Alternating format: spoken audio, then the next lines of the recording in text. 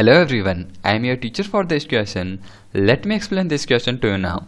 And the question says that in figure bisectors of angle C and angle A of quadrilateral ABCD meet BA and DC produced at X and Y respectively.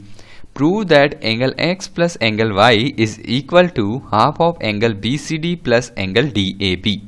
हमें क्या दिया गया है कि एक quadrilateral ABCD दिया गया है जिसमें कहा गया कि एंगल C का जो बाइसेक्टर है वो BA को जब हम प्रोड्यूस करेंगे तो वहाँ पे X पे इंटरसेक्ट करेगा और जो एंगल A का जो बाइसेक्टर है वो DC को प्रोड्यूस करने पे Y पे इंटरसेक्ट करेगा।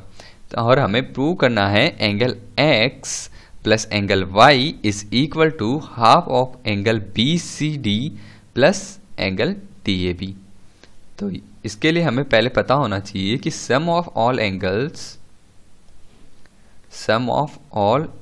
एंगल्स इन पहला क्या है क्वाड्रिलेटरल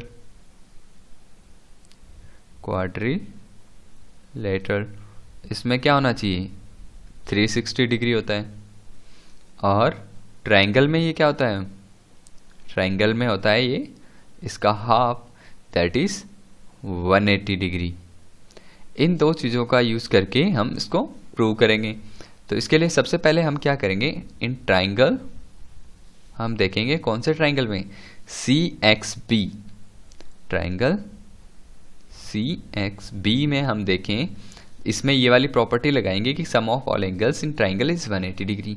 तो सबसे पहले हम एंगल लिख लेते हैं एंगल 4 जो ये 4 वाला एंगल है दैट इज एंगल XCB। तो वो क्या हो जाएगा एंगल 4 प्लस एंगल X ये वाला प्लस एंगल B,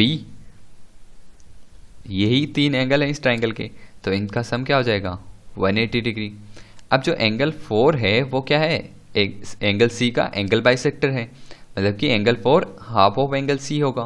तो हम इसको लिख लेंगे half of angle C plus angle X plus angle B is equal to 180 degree. Similarly क्या होगा इन ट्राइंगल कौन सा ट्राइंगल YAD यानी इसको हम कैसे लिख सकते हैं DYA। Let us suppose in triangle DAY है उसमें ये एंगल क्या है 2 है तो एंगल 2 प्लस और कौन सा एंगल है एंगल D और आखिरी एंगल है एंगल Y। तो इन तीनों का सम भी कितना होगा 180 डिग्री क्योंकि ये इंटरनल एंगल्स का सम है ट्राइंगल के तो ये 180 डिग्री हो जाएगा। अब हम एंगल 2 को क्या लिख सकते हैं एंगल 2 को लिख सकते हैं हाफ ऑफ एंगल A क्योंकि ये क्या है एंगल बाइसेक्टर है किसका एंगल A का। तो ये हो जाएगा half of angle A plus angle D plus angle Y is equal to 180 degree.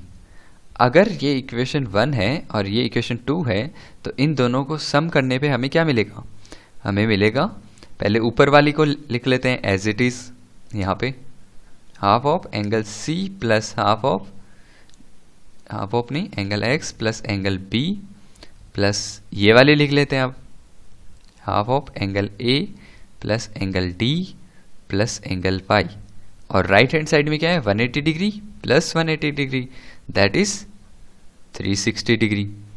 अब क्या कर सकते हैं हम जो क्वाड्रिलेटरल दिया हुआ था ABCD उसका सम ऑफ ऑल एंगल्स कितना होता है 360 degree.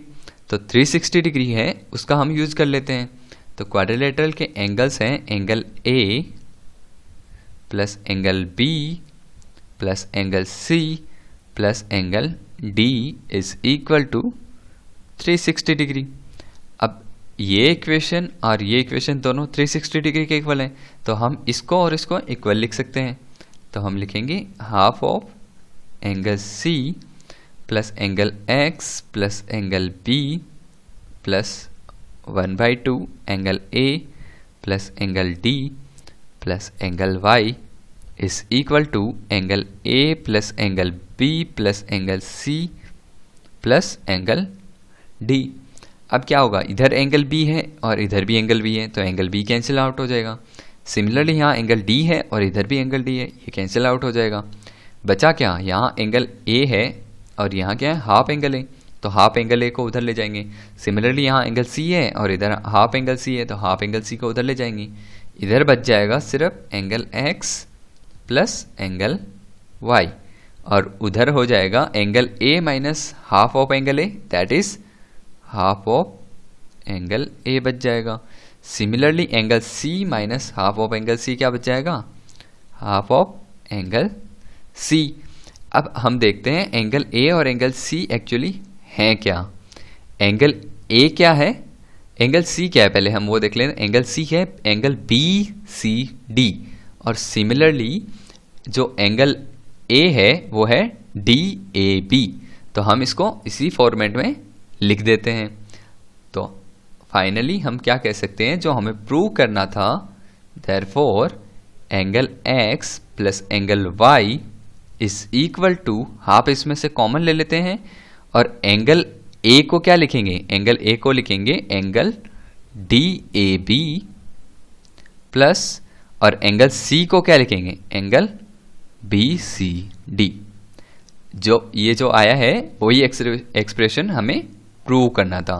I hope you understood the explanation. Thank you.